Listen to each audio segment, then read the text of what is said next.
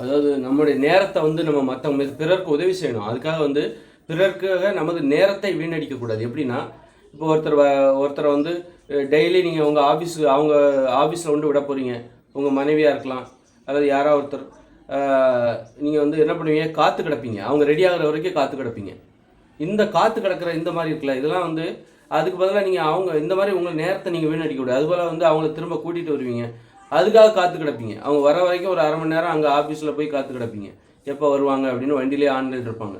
இந்த மாதிரி பிறருக்காக நம்ம வந்து உதவி செய்யும் போதே இந்த மாதிரி இருக்கிறோம்ல, இது ஒரு அடிமைத்தனம்.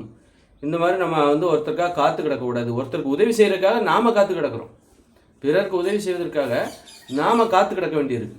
இந்த மாதிரியான நிலைமை இருக்குல்ல, இது ரொம்ப ரொம்ப தப்பு. இது மாதிரி நம்ம அமைச்சிக்க கூடாது. எந்த தருணத்துலையும் யாருக்காகவும்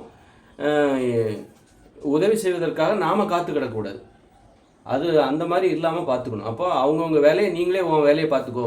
அப்படி நீங்கள் யாருக்காகலாம் காத்து கிடக்குறீங்க, தினமும் அந்த மாதிரி காத்து கிடக்குறீங்களா, காத்து கிடந்து பிறருக்கு உதவி செய்கிறீர்களா, அப்போ அவங்களுக்கு என்ன பண்ணணும், உன் வேலையை நீயே பார்த்துக்கமா அப்படின்னு சொல்லிட்டு நீ அந்த மாதிரி வண்டி ஓட்ட கற்றுக் கொடுத்துருங்க. வண்டியை ஒன்று எடுத்து கொடுத்துருங்க.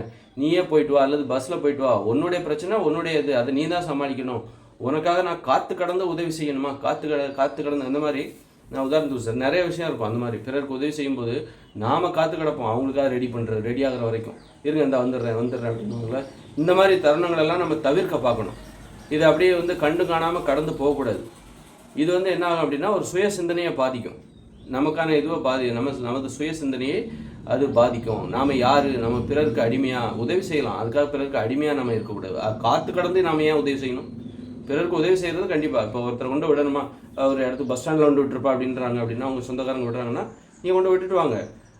அவர் வந்து என்ன பஸ் ஸ்டாண்டில் கொண்டு விட்டுருங்க அப்படின்னு சொல்லிட்டு அவர் ரெடி ஆகிற வரைக்கும் நம்ம காத்து கிடக்கிறது இருக்குல்ல. இந்த மாதிரி காத்து கிடக்கிற மாதிரி உதவி செய்யாதீங்க. இல்லை வேறு யாரையா பார்த்துங்க, எனக்கு டைம் இல்லை அப்படின்னு சொல்லிட்டு நம்முடைய நேரத்தை நாம் தான் பாதுகாக்கணும். நம்ம பணத்தை எப்படி பாதுகாக்கணுமோ அதுபோல் நமது நேரத்தையும் நாம் தான் பாதுகாக்க வேண்டும். பணத்தை திருடுகிறார்கள் நிறைய பேர், கடன் வாங்கிட்டு திருப்பி தர மாட்டாங்க. அதுபோல் இந்த மாதிரி உதவிங்கிற பேரில் நம்முடைய நேரத்தையும் என்ன பண்ணுவாங்க, திருடுவதற்கு நிறைய பேர் இருக்காங்க. அதை நம்ம பாதுகாக்கணும். நேரத்தை பாதுகாக்க வேண்டும். பணத்தை எப்படி பாதுகாக்கிறோமோ, பொருளை எப்படி பாதுகாக்கிறோமோ, உறவுகளை பாதுகாப்பதில் நமது நேரத்தையும் நாம் பாதுகாக்க வேண்டும்.